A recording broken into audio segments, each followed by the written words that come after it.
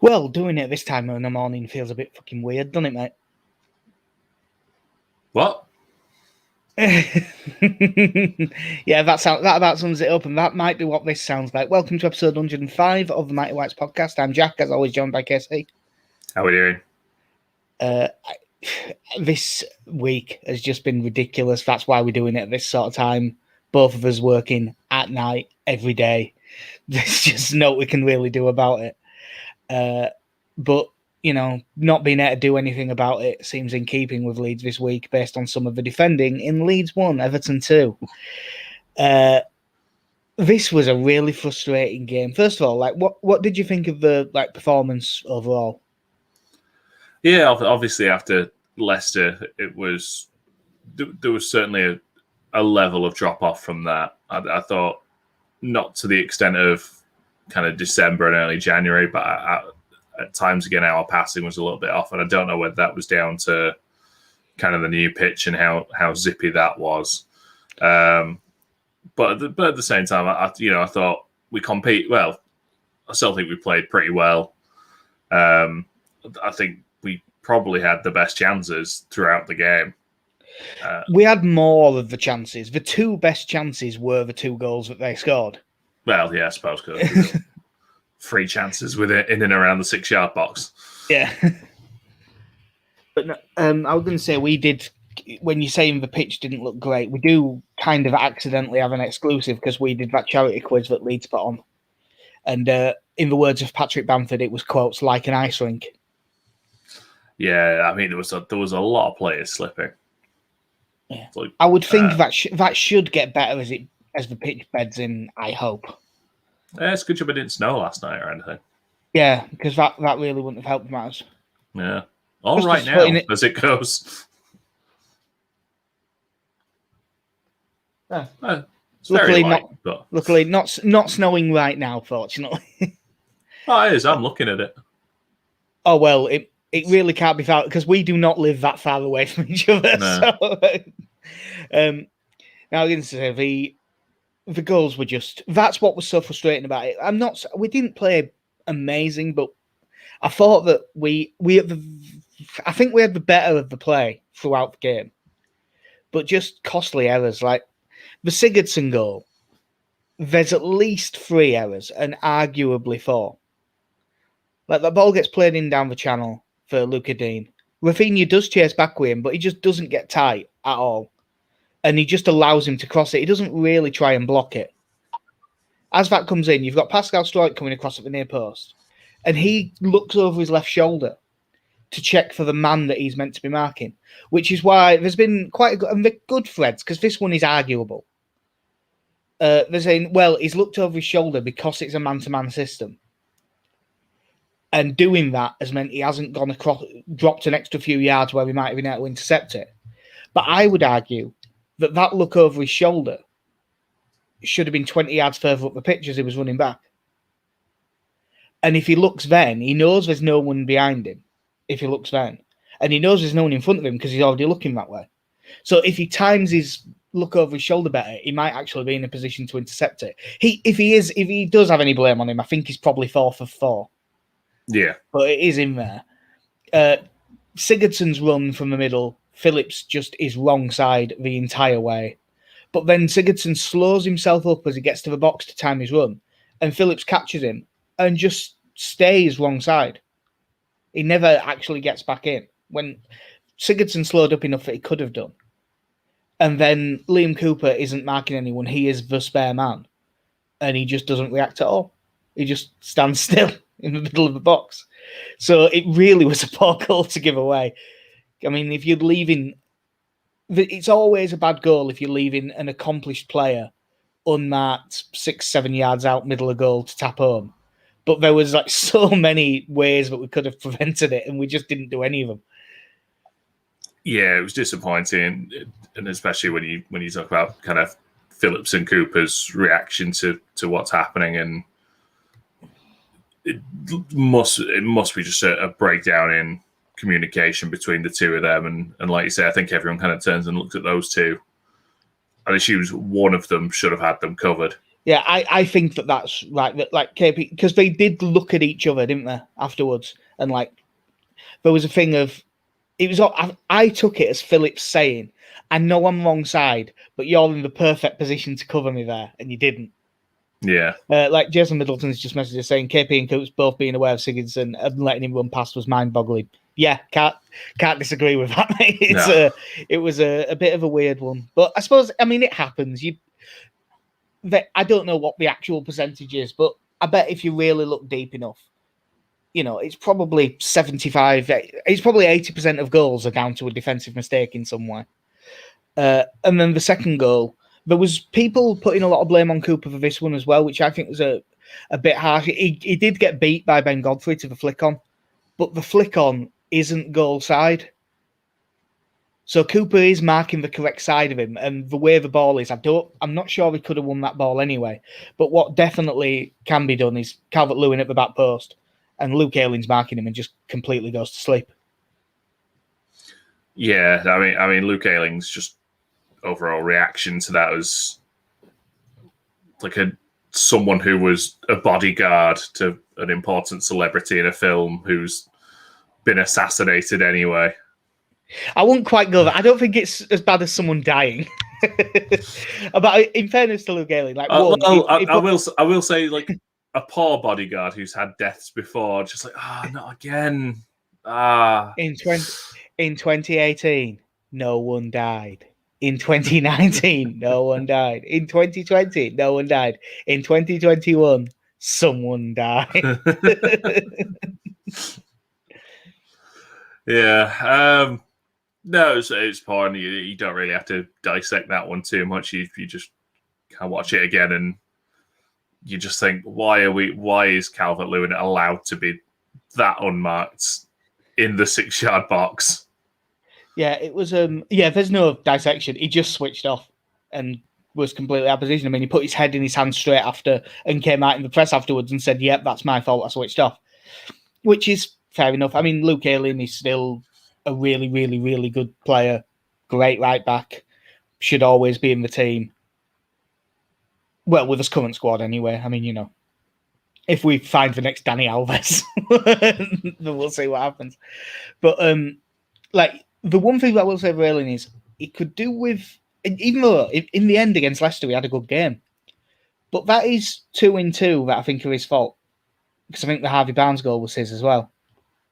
So he could probably do with a slightly more solid performance against Palace. The second half, first half we were as good as them, I reckon.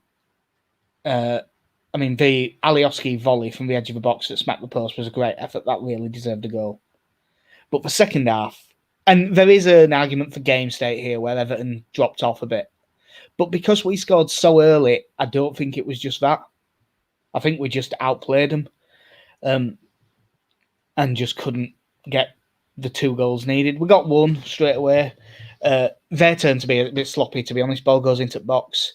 They failed to clear, and they really should have been able to. But Harrison battles well, gets a toe on it, wins it back. Bamford layoff. Another good finish from Rafinha, who does appear to be Is he the best finisher in the side? He's up there. For the chances he has, I think he's up there. Yeah, like we got that goal, and it was a really good finish, and I thought, right, let's go here. We've really got it. But unfortunately for us, Robin Olsen had a bit of a stormer in goal. There was that one triple save that was outstanding goalkeeping, to be honest. You can't really get mad at it. It was just really good play. Yeah, that was one of those moments where you kind of look in and think, this might not be our day today. Yeah, it was very, very frustrating. It was made doubly frustrating by him having an absolute stinker at Old Trafford yesterday. You're like, come on, can't you flip them round? You'd get more praise and a better chance of new contracts and all of that stuff if you have the Stormer at Old Trafford. He only pulls it out on the big occasions. Yeah, and ironically, a clash of 2 mid-table teams. Yeah, I'm going to say, ironically, one of the problems at Old Trafford was that he slipped making a simple save. Why couldn't he have done that at Ellen Road? It was like an ice rink. That's where you're meant to do that. Everyone else is doing it. But man, now, like, do you?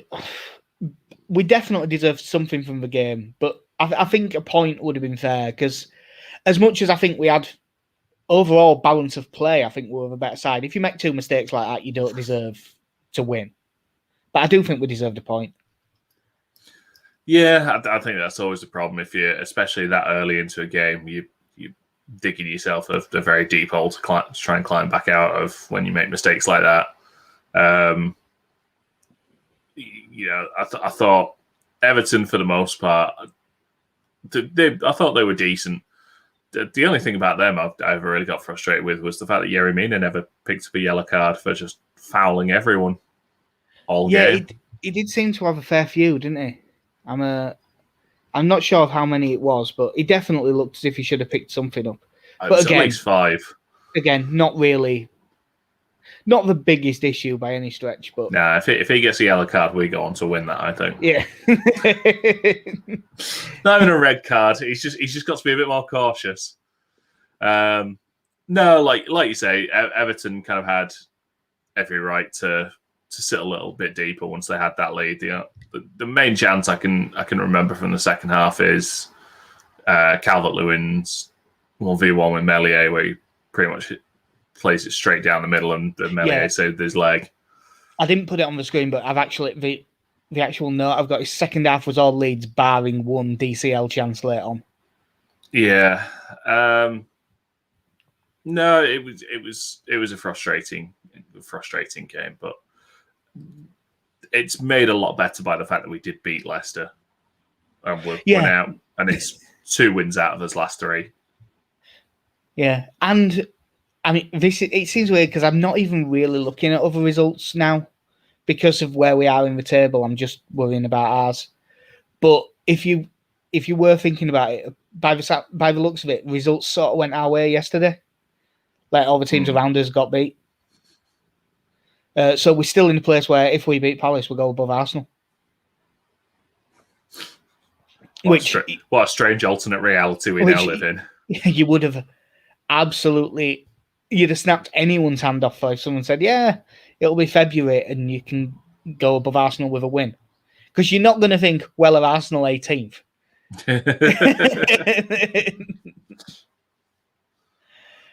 Well, you'd have thought we were in challenging for that Europa Conference place. Yeah. Which we still are. Yeah, technically. It's not some of the... I mean, I suppose now, with the position we're in, we have to try and target top half.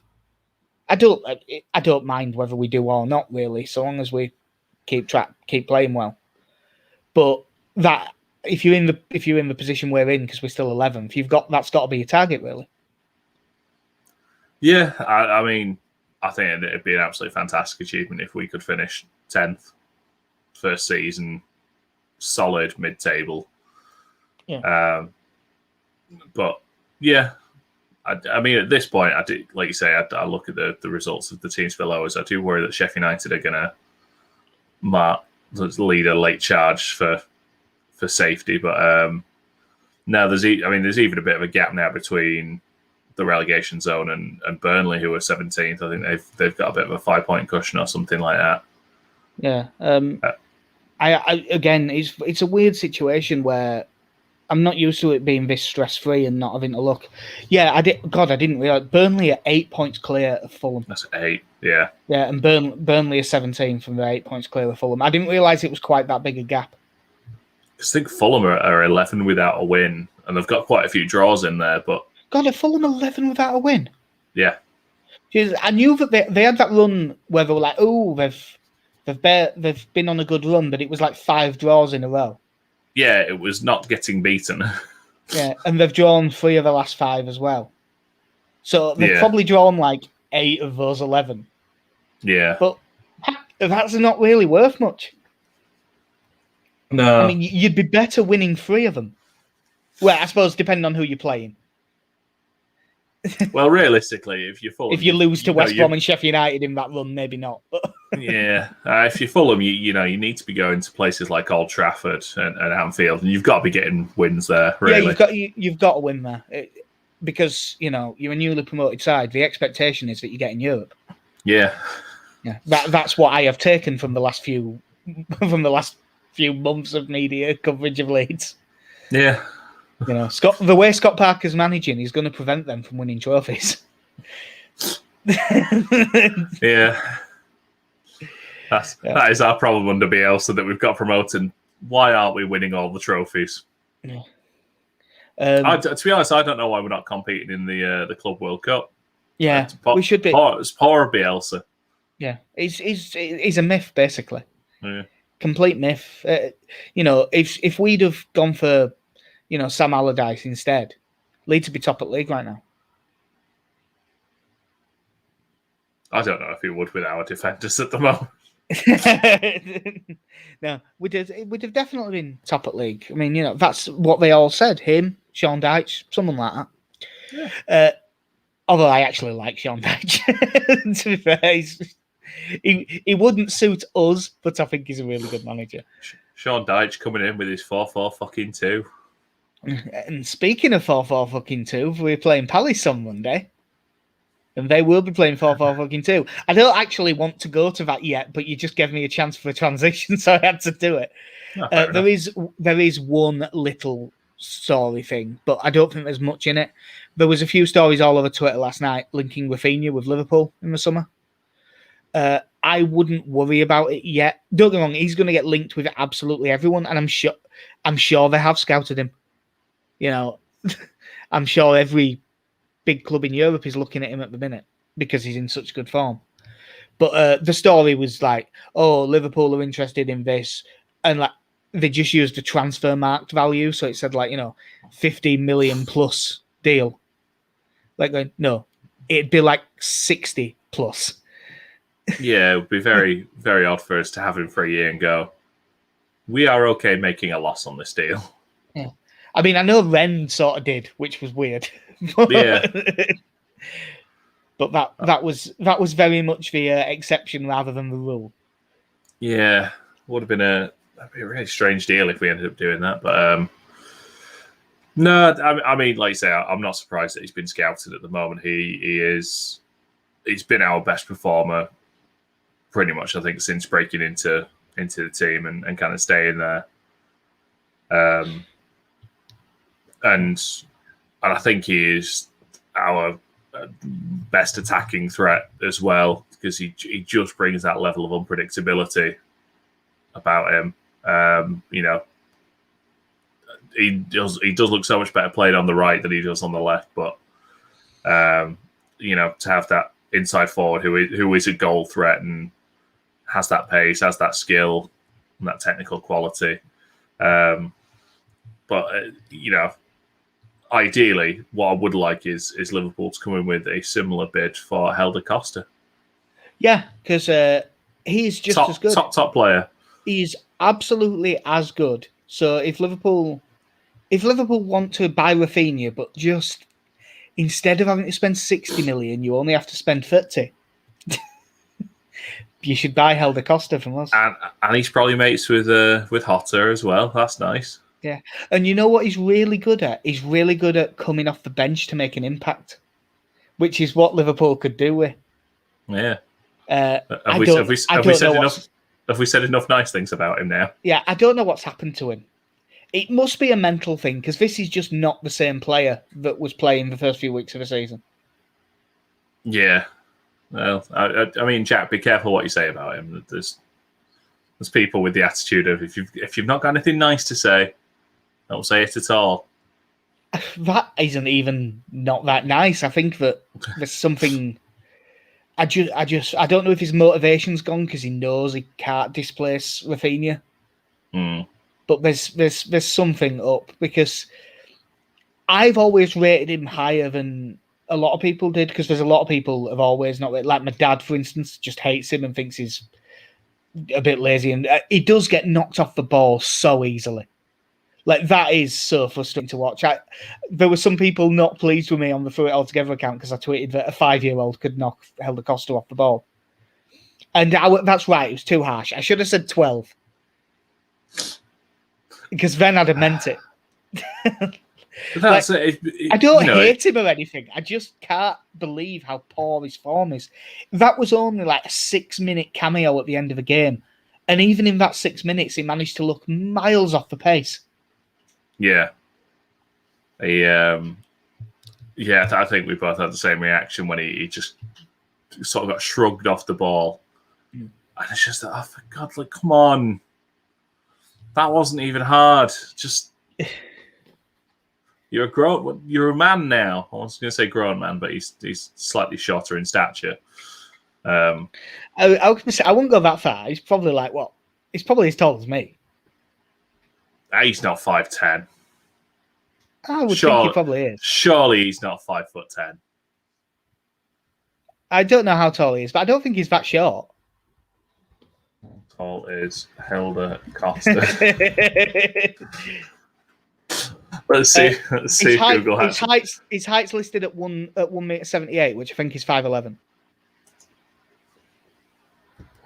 0.78 meters in feet. Look at this fucking hashtag content. It's 5'8". That's 5'8". Tiny.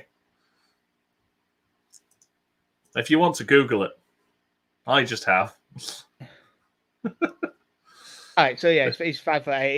He is slightly shorter than I thought. Ah, he's tiny. Him and Leif Davis got their own Leif Davis special shoe they get changed in or something. I think he's still listed at about 5'4", despite the fact that he's clearly grown about 5 inches since that measurement was taken. So it's not looking good for Helder Costa. He's out of form. He's shrinking. Yeah, Jason Middleton. I was really hoping he'd do well when he came on, as I didn't want the Costa narrative to continue. But yeah. Oh, I said, was it on the last podcast where we were on about if Rafinha was injured, and I said I would start Costa and tell him, right, you need to do this now. Go for it. Play for your future. Yeah. And obviously Rafinha was fit, so we played him, which was always the right thing to do. But we're just not seeing anything out of it. I've just realised it's Sunday. I think the under-23s might play later. Oh, good. It just occurred to me. I don't know if they do or not, but it just jumped into my head. But one game that will happen is tomorrow night. You can't do the South Park medley again.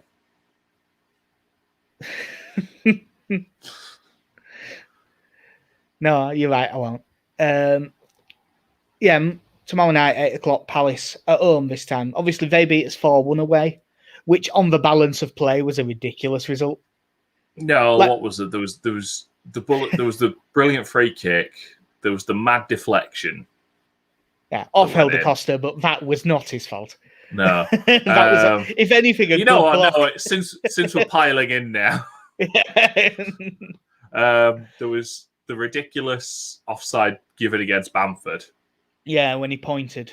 Yeah. Christ, Neil Kilkenny be fucked now.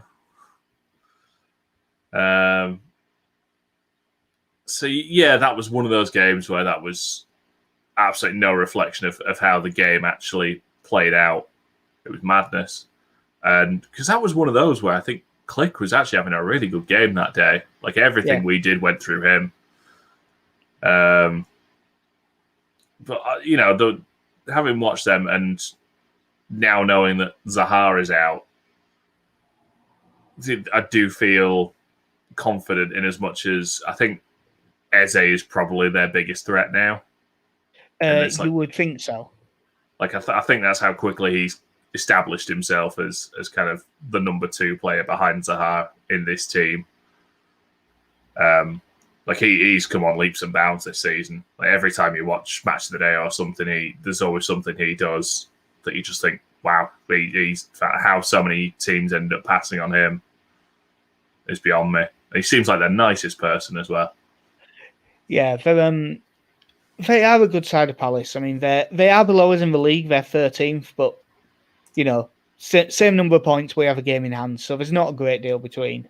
In terms of records, they have got a fair few missing. Wayne Hennessy's out, but he'd have been behind Guaita anyway. Nathan Ferguson, Connor Wickham, James Tompkins, Jeffrey Slupp, and most importantly, Wilfred Zaha are all out. Wickham's still there. Yeah, he's still there. I think teams keep taking him on loan with a view to a permanent. He isn't playing well, so they don't take the permanent, and then he gets injured again. Yeah, he was one of those players I liked when we had him on loan and decided, yep, stick him on the left wing. He's got a decent throwing on him. Yeah, that's what you sign a striker for, the fact that they've got a long throw. Well, I mean, look, if we were to sit here and go through the mishandling of most of Leeds United's loanees between 2004 and 2015, that would make for a very long podcast. Yeah. There is a couple of names in there, like Nathan Ferguson's a decent player, a good fullback. It's just him missing. I wouldn't say that would make that much difference, but him being missing. Tompkins probably wouldn't play because they've got. I mean, against Newcastle last time out, they won, and they played Scott Dann and Gary Cahill. So I think it's probably the same again. They could play Cheku Kiate in there because he's converted to centre back and looks pretty good there.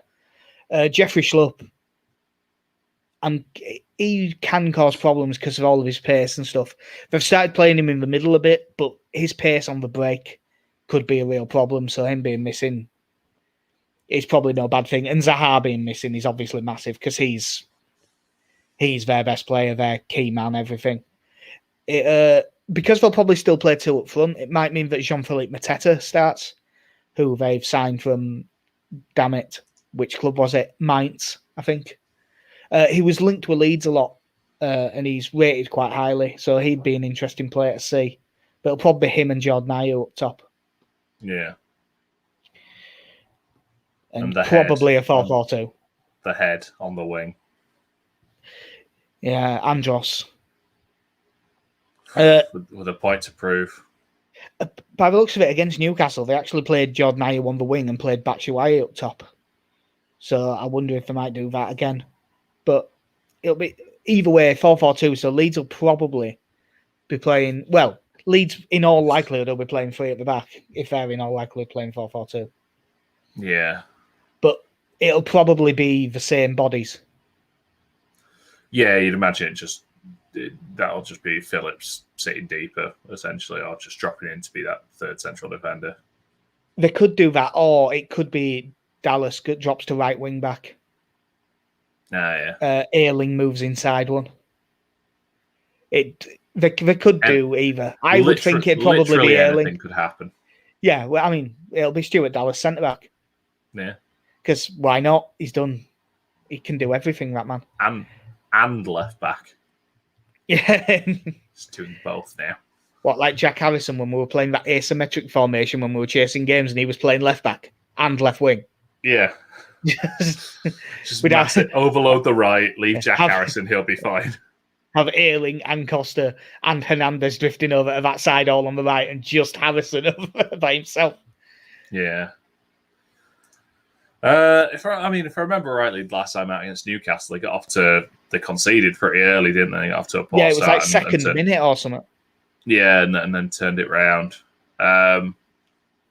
They've got some decent players. I mean, I think 13th is an entirely fair reflection of kind of the squad they have at the moment. I think there's a lot of decent attacking players there who are playing at exactly their level. And then a couple of standout names just dotted in. Yeah, like obviously Zaha would be the big name in there.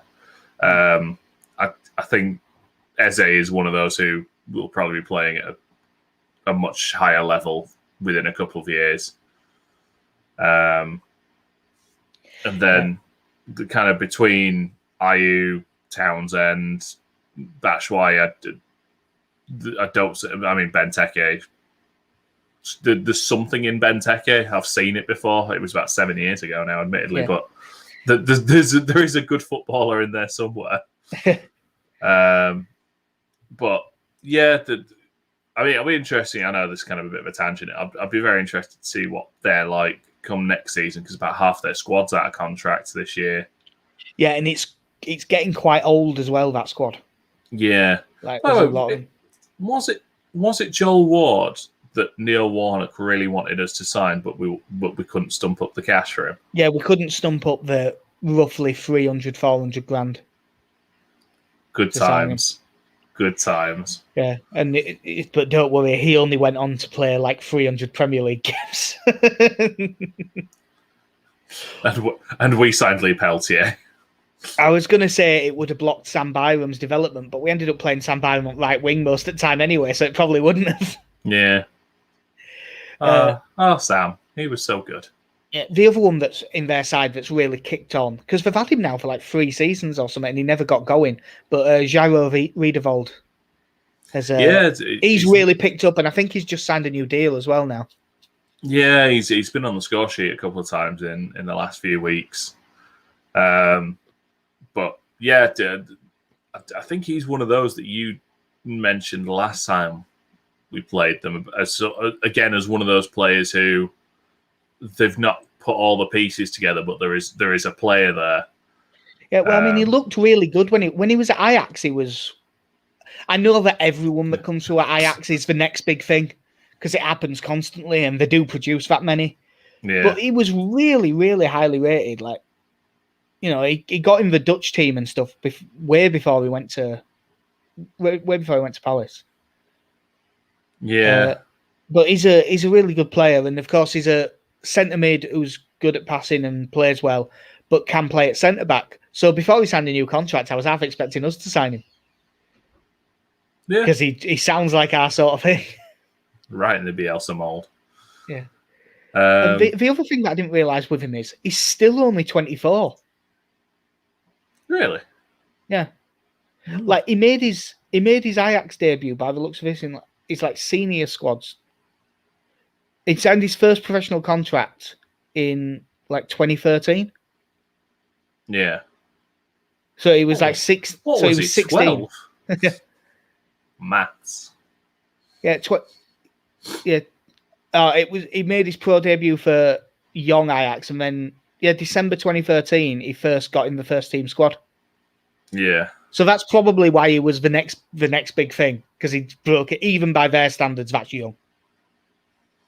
Or young, because it's because it's Holland. I will say, I'm just looking at their last 5 matches in the league. Beat Palace and Wolves, lost to West Ham and City. Sorry, Newcastle and Wolves. And Crystal Palace here beating Crystal Palace by 2-1. Lost to West Ham and City and drew with Arsenal. But they've got a run of fixtures coming up that I wouldn't mind us having, to be honest. Obviously playing us Burnley, Brighton, Fulham, then Spurs, and then West Brom. Yeah, you'd expect them to pick up a few there. You'd expect them to get a few points out of that. Especially Spurs, who appear to be in free fall at the minute. What I would do if I was Roy Hodgson, I think this would be a good time to rest a few players. Yeah, to really save themselves for this run. Yeah, I'd play the kids. Play your 23s because we've played them and they're not that good. Don't play your 18s; they're top at league, so they're scary. Do they have a pacey striker? Oh no, we're in trouble. Yeah, so it'll be. I mean, it will be by no means an easy game, but it's one that you'd say that we should be favourites for. Yeah, I think so. Like we said, that the game at Selhurst wasn't really a reflection on how the game actually went.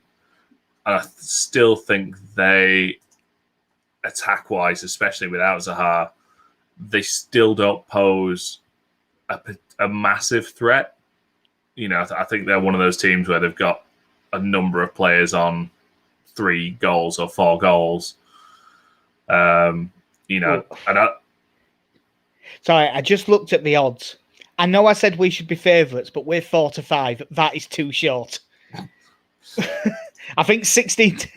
That, in theory, means you can get 10-11 even money on Palace or draw, and I think that is too big a price. So, although obviously I really want Leeds to win, as a betting price, I think that's too short. I will also say, just looking at the stats from their match with Newcastle, despite winning 2-1, it was Newcastle's 21 shots to Palace's 6, and Palace only had 38% possession. Yeah, Newcastle, that second half against Leeds appears to have kicked him into gear. Basically, St. Maximin came on and they went, "Oh, we can create chances." Yeah. Like, I mean, did you see the game against Southampton yesterday? Yeah. Like, I thought they actually looked quite good. Yeah, played really well, and then Jeff Hendrick stupidly gets himself sent off, and then they're still playing all right, and then they go down to 9 men and still manage to hang on to a win. That's pretty impressive. I still think it's got very little to do with Steve Bruce and a lot to do with the players have turned up this last couple of games. And James Ward-Prowse, as if the players, when they had the huddle before kickoff, going, right, forget everything Steve said. This is the plan, yeah. Yeah. We've been there for that. Yeah, lived through one of those. I was going to say we've seen James Ward-Prowse smashing another free kick as well. Have you seen his conversion rate from direct free kicks this season? I did. I saw the tweet that basically said free kicks from 25 yards out for him are basically penalties. Yeah, and although it isn't quite that, it was 30.8%, I think. Which is great for free kicks. So basically, that is ridiculous. That's basically 3 out of every 10 are going in. That's if he carries that on, that's best ever territory. Yeah. Like, I don't know what Giannino Pernambucano's record was, but I don't think it was that good. I was going to say that there will be something weird about when you talk about free kicks and you don't start talking about David Beckham. You're like, let me tell you about James Ward-Prowse, yeah? Yeah. Whose name is double-barreled, so he feels like he belongs in the Arsenal team with all the other double barrels. Yeah, they have got a fair few, haven't they? Although they've shipped Maitland-Niles out on loan, haven't they? So. Yeah. Chris Willock, I thought. I know it's off on a tangent at this point, but I thought Chris Willock played well for Newcastle last night as well. It's Joe, right? Joe Willock. Chris Willock's the one you had on FM. That's why. No, I had Joe Willock. Oh, that was Joe Willock. I've just mixed him up. Yeah. Well, I suppose if you're going to mix people with the same surname, that's fair enough. Although, for the sake of Twitter outrage, racist. Yeah. So, Joe and Chris Willock brothers. Yes. All right, that's all right then. Yeah, and there is another Willock brother as well, who I think is the one that one of them ended up at Benfica. This is a Ray Wallace situation, is this now? Yeah, there's another one. I think it's Matty Willock, but I'll look it up. Yeah, Matty Willock, they were at Arsenal and he was at Man United, and now he plays for Gillingham. Hmm. And yeah, Chris Willock is the one that went to Benfica. And he's played 19 league games for QPR this season. I have no idea. That's the Championship. No one gives a shit. Yeah, I don't look at those poxy little leagues anymore.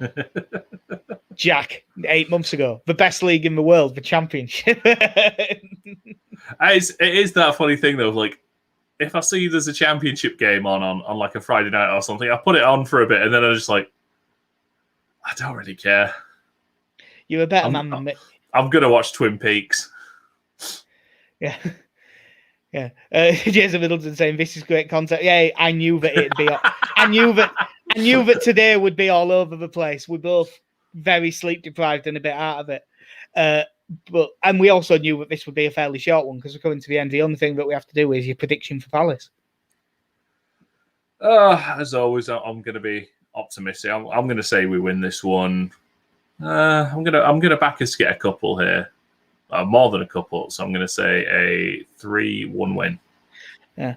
Well, my reverse psychology thing stopped working against Everton, so I can stop doing it now. Because once the streak is broken, it's over. Just ask the Undertaker. Yeah. So I'm going to say that Leeds win this. Them missing Zaha is going to make a real difference. I think we're going to win 1-0. And God, I'd kill for a clean sheet. We could really use a clean sheet. Yeah, For Melié's sake, he's just a boy. Like, let him have a clean sheet. Yeah, I did see that there was like the Who Scored under 21 team of the season, and Melié was in goal, like statistically for their ratings stuff. And I know their ratings can be bollocks, but still, it's good to see. Yeah, but when they say nice things about us, they get it dead right. Yeah, that's dead on. Actually, that's how it works. Good things about Leeds, yay. Bad things about Leeds, lying. The Who Scored ratings are lying. Right, so that will do us for a bit of a curtailed episode. I know this one's a bit all over shopping at a weird time, but there's no we could do about it this week. I have no idea when we'll be back. One of the evenings this week, I would hope. And then I have to go on nights after that, so fuck knows what's going to happen then. Even early in the morning. Night shifts and 7 of them in a row. Although I think I should still be able to do evening before I start.